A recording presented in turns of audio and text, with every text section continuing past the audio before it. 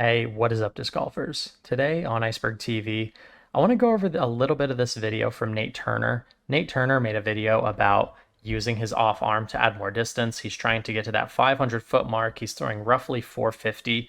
And I think based on his form in its current state, I think he's really, really close to having a nearly perfect off arm. And I think there's one subtle change that he can make that will really help his off arm feel a lot more consistent, a lot more confident, and help him get that little bit of extra distance that he's needing. It seems like there's a bit of confusion as to what the off arm actually does and how having the off arm in the right spot can help you be more consistent and also throw with more velocity. Let's take a quick look at Bodanza's response to this video, and then we'll take a look at my form, and then we'll take a look at who I think Nate Turner should be watching to try and emulate their form to fix his off arm. There's one particular pro that I have in mind that if Nate Turner could emulate their off arm, it would almost completely fix all the problems that he's having. So we'll swing over to Bodanza's video. We'll turn up the volume here. I really like how Anthony explained this, and I've actually never heard someone explain it like this before. This is what I was thinking is what he's explaining, but I haven't exactly found the words for it. The way he explains it is that the off arm is actually the brace of the upper body. We all know about bracing with the lower body, but the way he explains bracing with the upper body is something that I've never actually heard before.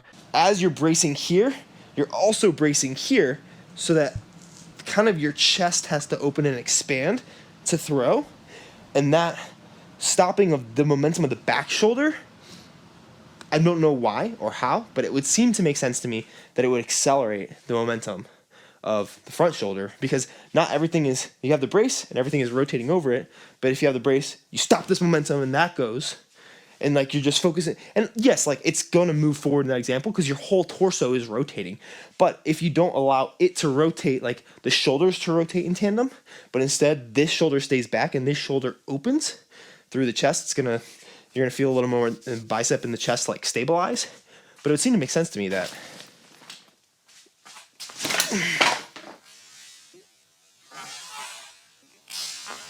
And one thing that really reinforces this when you watch Anthony throw, I have a couple of my throws pulled up in the next couple frames here. You can see this off arm here. It actually, not only is it almost stationary, you're actually going to see this arm move slightly to the right here. It's almost like he's pressing against himself with his off arm to really exaggerate the brace of the off arm. And that's something that, as long as you get this off arm down straight and you get it there early enough, it almost happens completely naturally. Like even just doing that feels. Look at this. It's tough to see, and you can only really notice it for like one frame here. He slowed it. I'm going to slow it down even more here, but what you're going to see is this off arm. He literally, his upper body is bracing against itself almost, and you'll see there's like one frame where this arm is actually moving away from the direction he's throwing in. And I actually think that this upper body brace is super crucial when it comes to having good timing and for throwing far.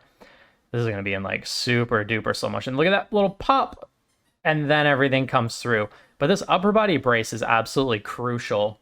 So let's take a look at how I've been throwing, because I emulated one of my favorite pros to actually figure out my off arm. And I feel like my backhand is better right now and my game is better right now than it's ever been. So let's take a look at so this is what it looked like when I was throwing how Nate Turner's throwing. This is what it looks like when I just throw my left arm as hard as I possibly can. And it just looks it looks somewhat powerful. It looks pretty ballistic and it's relatively explosive, but that's just because I'm just trying to move as fast as I possibly can. But you can see there's literally no upper body brace here. I'm literally just ripping my arm down, what I think is way too late. I need to get this arm down way sooner so I can brace it properly and actually, just like Anthony was saying, stop this left shoulder from moving so early into the throw. Doing this with your upper body is like not planting with your lower body and just like rotating over your foot without even planting. That's basically what you're doing. You're just doing it with the upper body. So this is no bueno. That's no good. So now let's look at my form as it stands in its current state. What you're going to see is this off arm getting where it needs to be so much earlier And you can see I have, just like Anthony, I have this like 1 or 2 frames here. If you look at this left arm, I'm getting it down super early, and you're going to see this off arm. Not only is it fully straight, and I haven't even begun to pull the disc through yet, I'm actually going to, boom, almost drive it backwards a little bit just for 1 frame. And that's me bracing my upper body to get the most amount of, as Bodanza said, upper body brace into the shot. And now we'll look at one more throw here. I threw 2 discs on the same hole in my most recent video. And we can see this is me throwing a mid-range, 300-foot hyzer relatively easily. And I feel like when I get this off-arm brace where it needs to be, I get this arm down and out of the way and brace it before I've even pulled through, you can see my arm is almost moving away from the shot, which I think is really interesting and something that I feel like I haven't really seen discussed in too many form videos. And I started doing this because my friend Ezra here, Ezra Aderhold, he actually does this on basically all of his shots, whether he throws a putter, a mid. If we look at his off arm, he does that same thing. He gets that arm down, he gets it there early, and then there's a few frames where he's, again, bracing that upper body, and this left arm is almost moving in the opposite direction of that he's throwing. Like this off arm, if we look right, boom, there. It's like bracing and almost pressing away from the shot, which is going to help you really slingshot your throwing arm forward.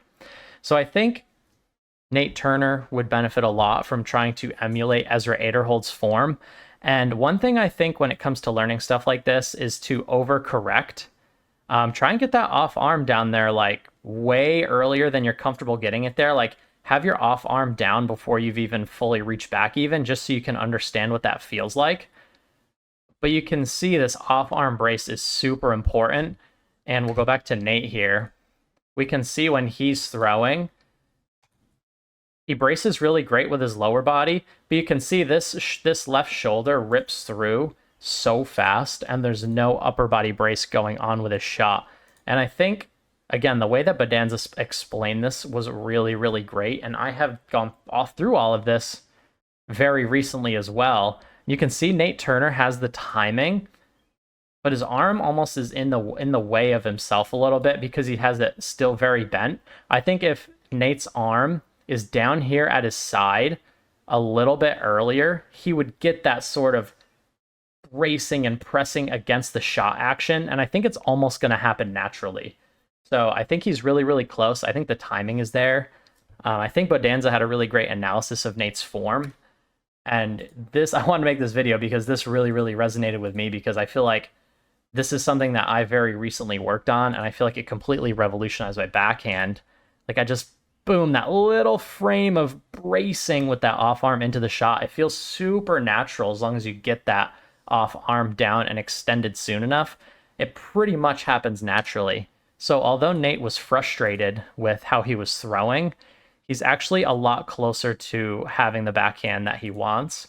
And I'm really excited to see how his form develops after he sees this video, after he sees Bodanza's video. And I really think he should go and study Ezra Aderhold's form. Ezra does such a good job at it. It's so exaggerated, it's so clean and compact, and it's really easy to see what's going on when he's throwing. Some pros do it differently. Some pros don't do it like this, but I think Ezra's one of the easier ones to emulate, and I've been emulating it myself and seeing a ton of results. But anyway, I'd love to hear what you guys think about this in the comment section down below. I love making, form videos like this. I really like nerding out about the nuances of the different ways we can throw, more compact, more power, lower risk for injury. And I think figuring this out for Nate Turner will give him all of those things. I think he'll get more distance. He'll get more distance easily. He'll get more consistency. And it's overall just going to feel better and help prevent him from getting injured as well. Just having everything so clean and compact, the upper body brace is going to go a long way for him. Again, shout out to Bodanza. Go subscribe to his channel. This is Banana for Elf. Also has Bodanza Disc Golf. Go check out Nate Turner's channel. Obviously, go check out Ezra Aderhold's channel. I'll link all this stuff in the description down below. I'll see you guys in the next video. Thank you for watching, and take care.